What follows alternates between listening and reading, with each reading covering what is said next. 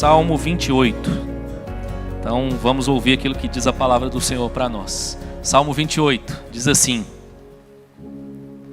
A ti clamo, ó Senhor, rocha minha, não seja surdo para comigo, para que não suceda, se te calares acerca de mim, seja eu semelhante aos que descem a cova. Ouve-me as vozes súplices, quando a ti clamar por socorro, quando erguer as mãos para o teu santuário. Não me arrastes com os ímpios, com os que praticam a iniquidade, os quais falam de paz ao seu próximo, porém no coração têm perversidade. Paga-lhes segundo as suas obras, segundo a malícia dos seus atos. Dá-lhes conforme a obra de suas mãos, retribui-lhes o que merecem. E visto que não atentam para os feitos do Senhor, nem para o que as suas mãos fazem, ele os derribará e não os reedificará. Bendito seja o Senhor, porque me ouviu as vozes súplices. O Senhor é a minha força e o meu escudo. Nele o meu coração confia, nele fui socorrido. Por isso o meu coração exulta, e com o meu cântico o louvarei.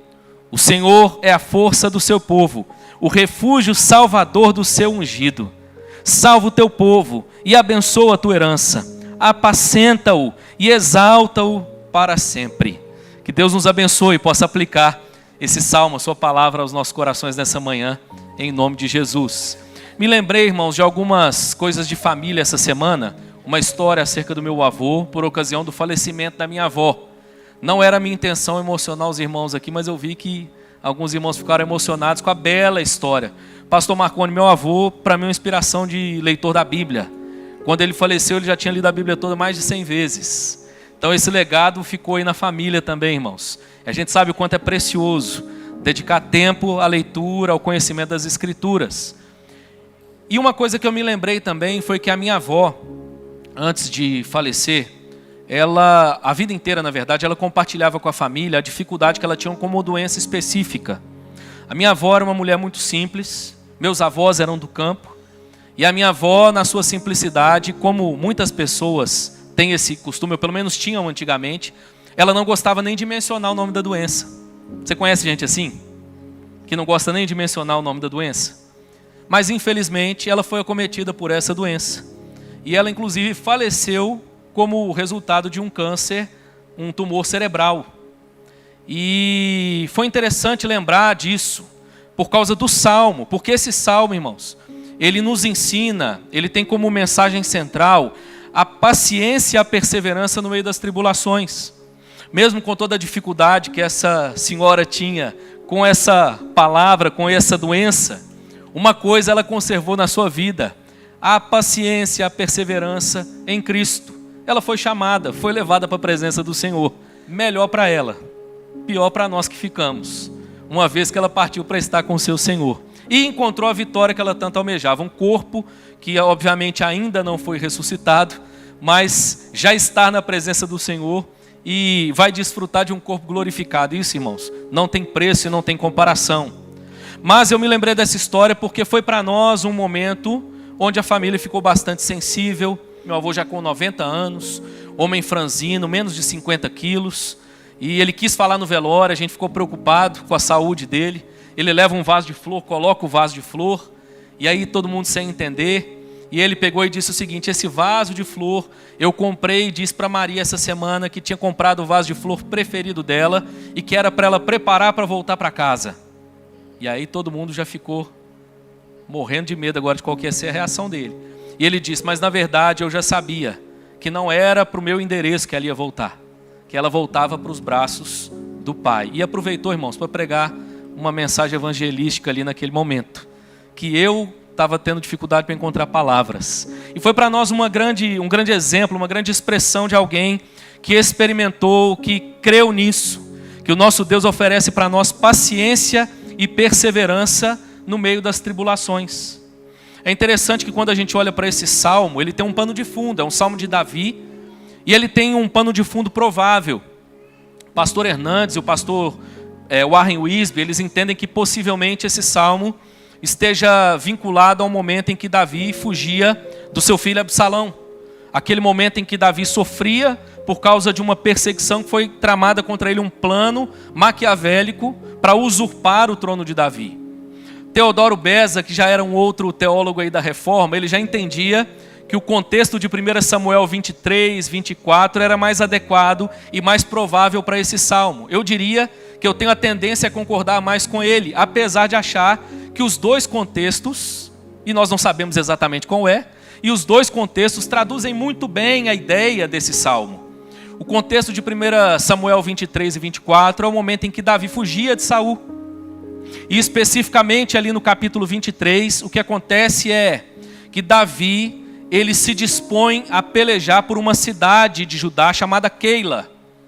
Essa cidade estava enfrentando um problema com os filisteus. Essa cidade ficava na fronteira do território de Israel com o território filisteu. E os filisteus então estavam tramando atacar a cidade. Davi, na sua oração, é direcionado por Deus para ir lá e defender a cidade. Um direcionamento claro para Davi. Leia depois 1 Samuel 23. Deus diz a ele claramente que ele tinha que ir para Keila e defender a cidade. Davi faz isso. Davi então luta e protege aquela cidade. No entanto, Saul fica sabendo que ele estava ali. E Saul então arma. Ele diz o seguinte: olha, aquela cidade é ótima. Davi agora não vai ter como escapar. E Saul então começa a tramar um plano para pelejar contra Davi e o prender. Saul era o rei até então que perseguia Davi por ciúmes, por inveja. E é interessante que Davi ora mais uma vez. E ele diz assim: Senhor, Saul vem mesmo me pegar? Ele está mesmo tramando? E Deus diz: está. Senhor, mas os homens de Keila vão me entregar? E Deus diz a ele: vão te entregar. E Davi então, debaixo de uma outra orientação de Deus, ele consegue escapar e fugir daquela cidade. Nesse contexto então, seria uma boa oportunidade a gente pensar no Salmo 28, assim como no contexto de Absalão. Por que eu entendo que o contexto de Absalão talvez não seja o mais adequado? Porque há uma oração aqui de Davi que é vista como uma espécie de oração imprecatória, clamando por juízo. E eu acho pouco provável, assim como Teodoro Beza, que essa oração de Davi fosse direcionada ao próprio filho. Mas é óbvio que Davi enfrentou diversos momentos na sua jornada de adversidade. E que nesses momentos de adversidade, ele descobriu e aprendeu coisas preciosas, as quais ele compartilhou conosco, através dos seus salmos, através dos seus escritos. Esse é um exemplo. Quando nós olhamos para esse salmo aqui e outros salmos semelhantes, por exemplo, nós vamos nos lembrar do que disse Spurgeon. Spurgeon diz que as aflições de Davi o fizeram eloquente na salmodia santa. E Davi então nos traz aqui algumas lições importantes, irmãos. Nós precisamos nos lembrar de algumas questões importantes. Nós precisamos nos lembrar que a adversidade, irmãos, ela tende a mexer conosco e muitas vezes nos fazer focar especificamente naquele problema, mas que às vezes nós temos questões maiores a lidar, questões maiores a refletir, questões maiores a nos importarmos, que a adversidade pode servir para canalizar, para amplificar a nossa compreensão, o nosso entendimento. Esse é um dos casos. Esse salmo vem nessa direção.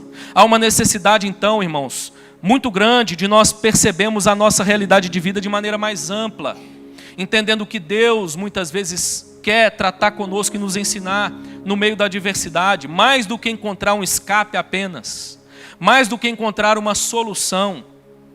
Aliás, como eu contei aqui no início, algumas histórias, pelo menos na ótica humana, não vão terminar com aparência de vitória no tempo presente.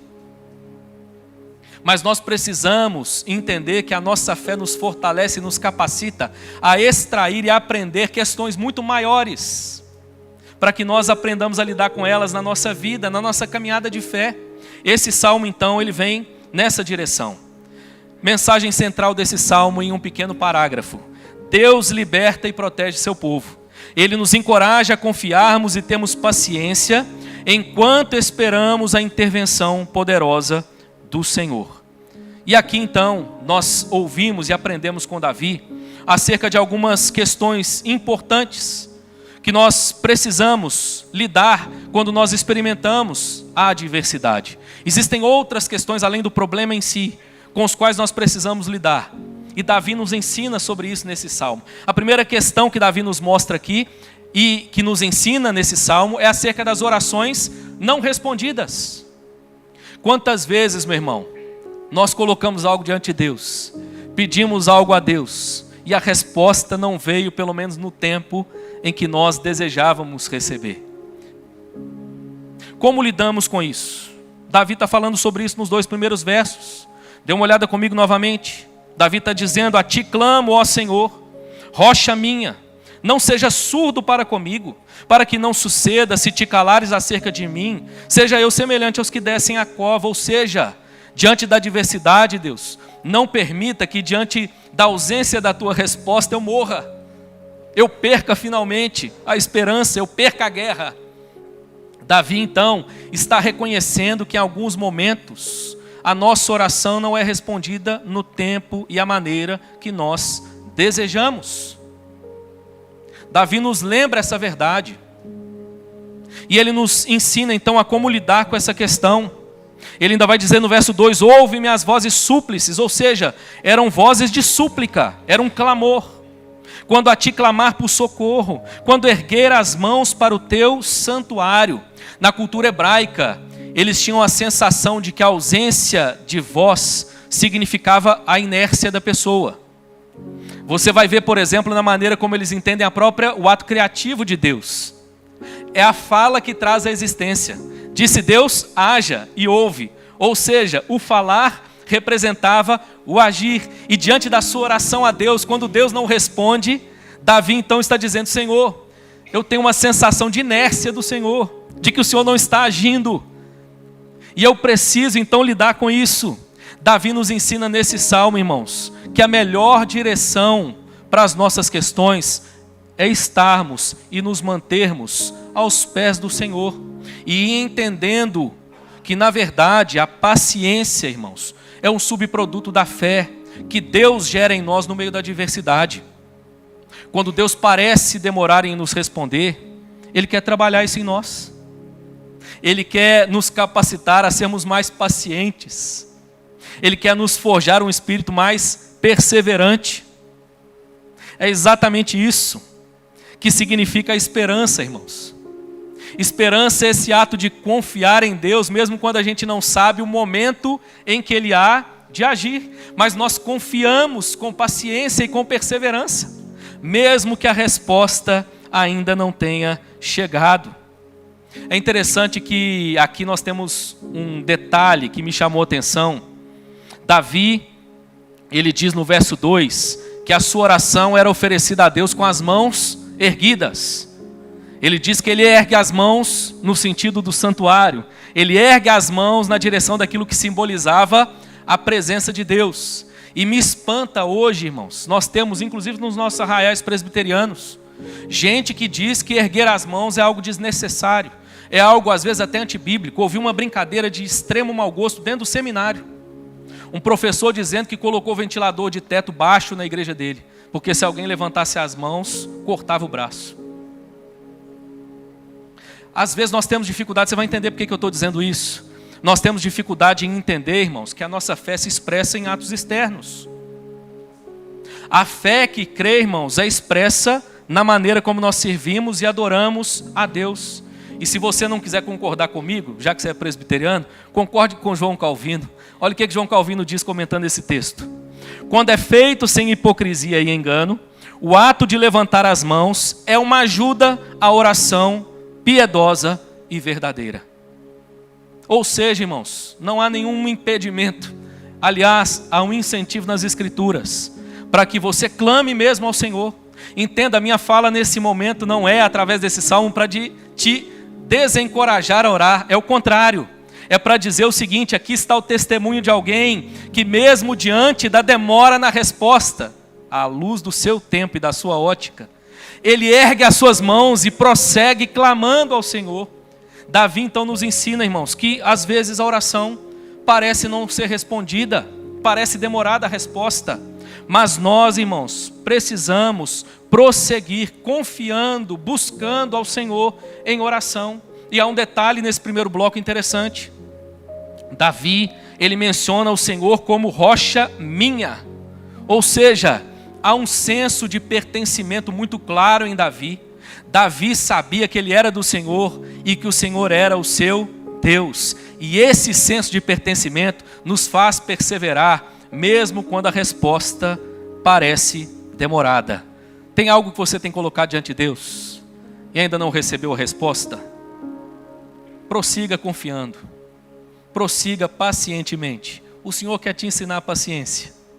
Mas o Senhor, nosso Deus, é o Deus que ouve, que recebe o nosso clamor. É o Deus que atenta à nossa oração. Davi vai nos ensinar isso nesse salmo. O não de Deus, irmãos, ainda que às vezes pareça duro, ainda que pareça ser difícil de aceitar, inclusive tem esse propósito de nos fazer nos submetermos à vontade de Deus e experimentarmos algo melhor que Deus tem idealizado a nosso favor. Ainda que a resposta de Deus seja negativa, prossiga confiando, prossiga perseverante, prossiga em paciência, crendo que o seu Deus é aquele que te sustenta. É interessante, irmãos, que nós então temos a oportunidade de meditar sobre isso e descobrir que só existe um tipo de oração que não é respondida para o cristão. Você sabe qual que é a oração que não é respondida para o cristão? Aquela que não é feita. Mas se você orar, meu irmão, o Senhor pode parecer demorar, mas a sua resposta vai chegar. Siga confiando, siga descansando no seu Deus. Davi nos ensina aqui que quando parece que Deus fechou os seus ouvidos, nós não podemos fechar as nossas bocas. Precisamos prosseguir clamando e confiando em Deus. Mas Davi prossegue nos ensinando ainda, nos próximos versos, não apenas sobre esse aparente silêncio de Deus e o que Deus quer nos ensinar, qual a postura que nós devemos ter, ou seja, persevere em oração, siga clamando ao Senhor, prossiga confiando e colocando diante de Deus a sua necessidade e descanse no fato de que nosso Deus, a seu tempo, há de nos responder. Davi ainda vai nos ensinar aqui também acerca da questão, acerca do juízo dos perversos.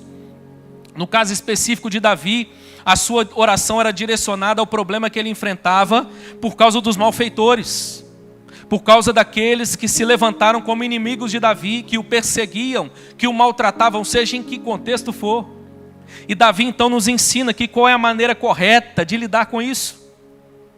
Primeiro, nos lembrarmos que há um juízo divino, mas até mesmo a maneira como nós recorremos e confiamos no juízo divino precisa ser orientada pelas Escrituras. Na quinta-feira, falando aqui sobre a resolução de conflitos, eu usei um outro salmo, o Salmo 3, que claramente está no contexto da perseguição de Absalão a Davi.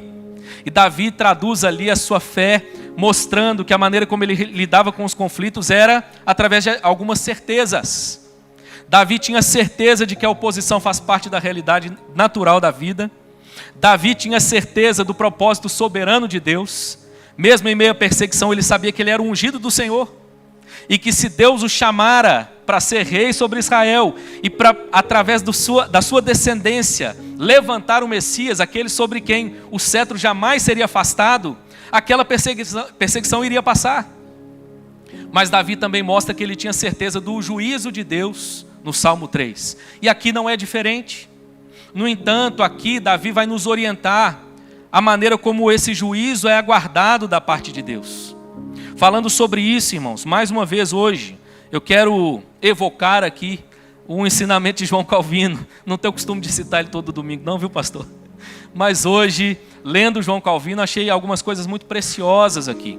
Calvino, irmãos, ele nos traz alguns alertas importantes para nós aprendermos como lidar com essa questão da oração imprecatória. Essa oração que clama o juízo divino.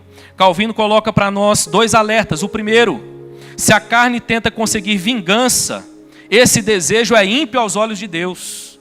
Ele nos proíbe pronunciar maldições contra nossos inimigos por motivos pessoais. Não há como negar que todo desejo que nasce do ódio é distorcido. Então aqui não é um ensinamento para você orar desejando o mal de quem quer que seja, como fruto do juízo de Deus, por vingança. A Bíblia não ensina isso, irmãos. Essa não é uma orientação para você cantar aquela música gospel famosa, desejando ver os seus adversários, quando forem alvo do juízo divino, reconhecendo a graça de Deus sobre a sua vida e celebrando a sua vida com sabor de mel. Não, irmãos, não é sobre isso que esse salmo fala. Esse salmo não está nos ensinando, irmãos, a desejar o juízo de Deus como um ato de vingança. Segundo o alerta que Calvino coloca para nós, o bom senso deve ser exercido para que a crueldade dos atos malignos que nos atingem não nos leve ao fervor excessivo. Você quer um exemplo de quem fez isso? Os discípulos de Jesus saem para pregar o evangelho e de repente as pessoas os rejeitam, as pessoas não estão ouvindo o evangelho e eles estão dizendo para Jesus: Senhor, vamos mandar fogo do céu? Vamos cozinhar esse povo agora? Eles acharam que Deus era Zeus. É Zeus que fica com um raio na mão, mandando raio, cozinhando as pessoas. O bom senso, irmãos, deve nos levar a entender isso. Não é um fervor excessivo que a Bíblia está nos ensinando a ter, desejando a punição e a vingança sobre aqueles que nos maltrataram. Talvez os discípulos tiveram aqui, nesse contexto que eu citei, a lembrança daquilo que Deus fez através de Elias, com os profetas de Baal. No entanto, eles entenderam a questão errada. A questão não era pessoal entre Elias e os profetas de Baal. A questão era pessoal entre Deus e os profetas de Baal. Para encerrar, Calvino nos diz o seguinte, em poucas palavras: livre de todas as paixões e com espírito de discrição e julgamento, Davi defende aqui não tanto sua própria causa, mas a causa de Deus. E com essa oração ele lembra a si mesmo e aos fiéis que, embora os ímpios possam se entregar à prática de todos os tipos de males com impunidade por algum tempo, eles ficarão demoradamente diante do trono de juízo de Deus. O que Davi está reconhecendo é: Senhor, o problema deles não é comigo, o problema deles é com o Senhor. E eles, nesse sentido, estão atrapalhando aquilo que o Senhor diz que vai fazer na minha vida. Foi o Senhor quem me escolheu, foi o Senhor quem me ungiu, foi o Senhor quem disse que tinha algo a realizar na minha vida. E essas pessoas estão se levantando contra. Senhor, que chegue o tempo da manifestação do teu juízo, para que a tua vontade se estabeleça. Você consegue perceber a diferença?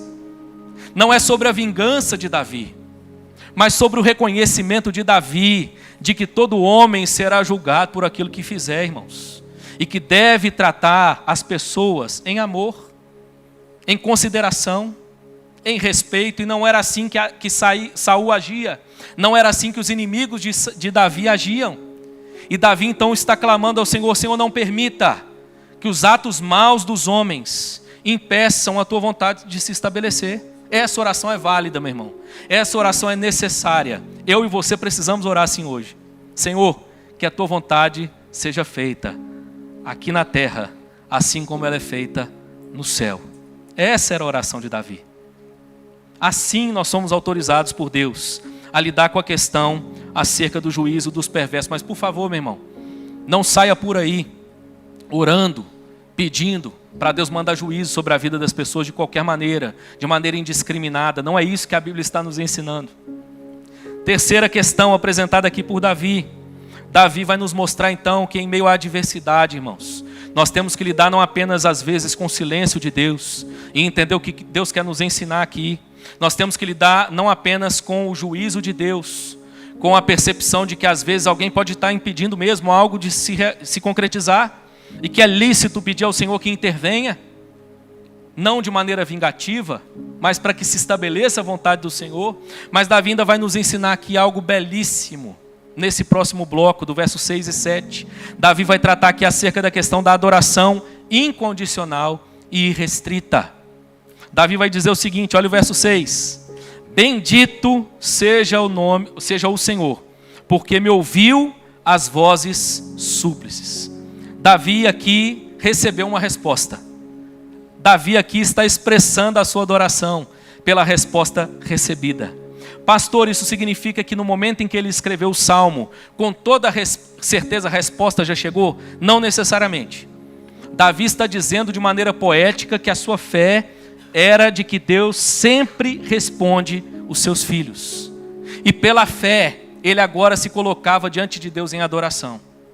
Davi ainda vai dizer no verso 7, o Senhor é a minha força e o meu escudo, nele o meu coração confia, nele fui socorrido, por isso meu coração exulta, e com o meu cântico o louvarei. Nós somos lembrados nesse salmo, irmãos, acerca do louvor irrestrito, do louvor incondicional que devemos prestar a Deus. Nós fomos chamados para viver para a glória de Deus. Isso significa, meu irmão, que a adversidade não pode ser uma desculpa para que os nossos lábios se cerrem, para que a nossa vida perca o sentido de glorificar a Deus. Pelo contrário, há um louvor mais puro e profundo que Deus arranca de nós no meio da adversidade, no meio da provação. É o louvor irrestrito, é o louvor incondicional, é a adoração que é oferecida a Deus, apesar das dificuldades que nós estamos enfrentando. Meu irmão, perceba que no meio das adversidades, Deus te dá a oportunidade de fazer da sua vida, de fazer da sua voz, um instrumento para que o nome dele seja glorificado de maneira única, exclusiva.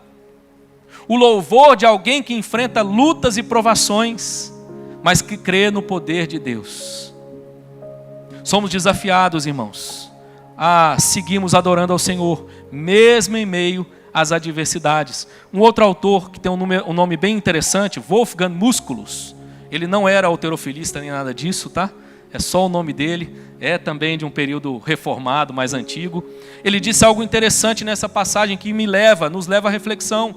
Ele diz assim, nessa passagem, vemos também como a mente dos piedosos ao orarem é lembrada da generosidade divina e do recebimento dos benefícios de Deus, e logo é levada a louvá-lo. Então, por que nossas orações são tão frias a ponto de não sentirmos nada disso?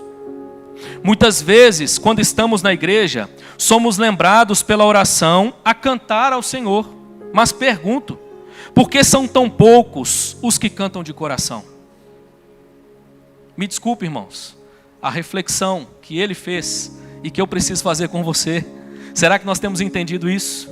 Que a nossa vida precisa ser constantemente uma expressão de louvor a Deus. Suponho eu que talvez uma das razões pelas quais os nossos lábios se cessam de glorificar a Deus é porque já se cessaram as nossas orações. O que Davi está nos mostrando aqui é que quando nós perseveramos diante de Deus em oração no meio da adversidade, nós somos invadidos pela expressão de louvor, pela expressão de gratidão, pelo desejo de glorificar a Deus. Meu irmão, o Senhor quer usar a sua vida nessa direção. Você não precisa fazer parte do ministério de música. Você sabia disso? Mas Deus te chamou para com a sua voz, para com a sua vida, para com tudo que você é e tem, você seja um instrumento para que o nome dele seja glorificado. E para terminar, nos 2 últimos versos, nós temos aqui ainda mais uma questão bonita, traduzida, ensinada aqui por Davi, no meio da adversidade.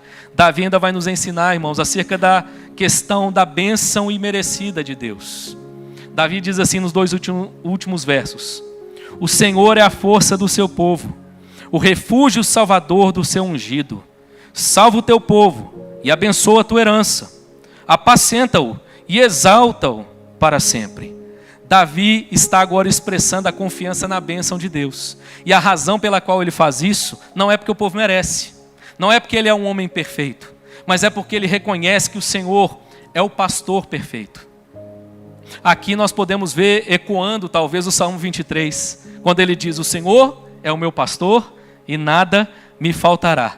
E ele caminha para o fim dizendo que o Senhor prepara uma mesa na presença dos seus adversários e unge a sua cabeça com óleo. Mais do que glorificar sobre os adversários, a ideia dos adversários testemunhando a maneira como a bênção de Deus foi derramada sobre a vida de Davi. Aqui, irmãos, Davi, ele está traduzindo esse mesmo espírito. Esse salmo, não sei se você sabia, mas ele é um salmo messiânico. Num certo sentido, ele está apontando, na verdade, para o Messias. E ele está dizendo, assim como as aflições do Messias não impedirão a vitória final, assim será com o povo de Deus. Mas a razão pela qual isso acontece, irmãos, não é porque nós merecemos, mas é porque nós fomos alvo de um amor tão grande, de uma graça tão poderosa da parte de Deus. Eu diria, irmãos, estou concluindo aqui, que o Brasil é um ótimo exemplo da expressão da graça de Deus. Se nós formos olhar para aquilo que o nosso país construiu até aqui, principalmente quando nós olhamos para as autoridades, para os governantes, nós diríamos que nós merecemos muito juízo. No entanto, Deus tem sido tão gracioso com a nossa nação. Temos visto, irmãos, o Evangelho se espalhar pelos cantos desse país. Sabe por quê, meu irmão? Simplesmente porque o Deus das Escrituras é um Deus de graça. Davi nos lembra, no meio da adversidade, essa verdade. Talvez na adversidade você olhe para o seu próprio pecado e diga assim: mas realmente eu não mereço. Realmente eu mereço não. Realmente eu mereço o castigo. Mas eu preciso te lembrar, meu irmão, que o nosso Deus é o Deus do favor imerecido. O Deus da bênção imerecida. A graça dele é sobre nós.